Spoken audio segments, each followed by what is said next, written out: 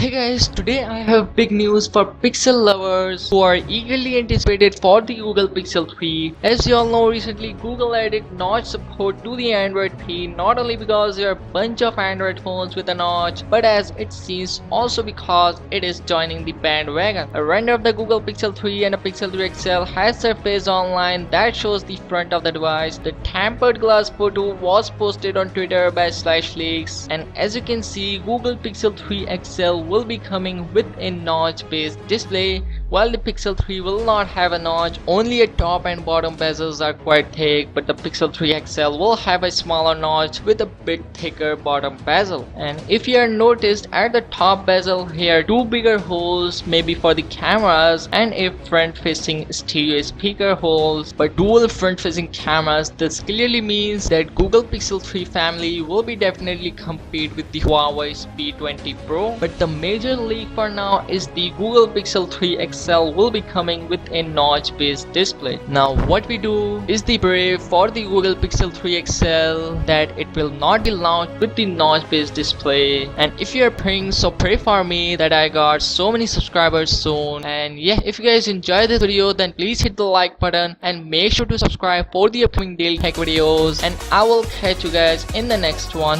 See you soon.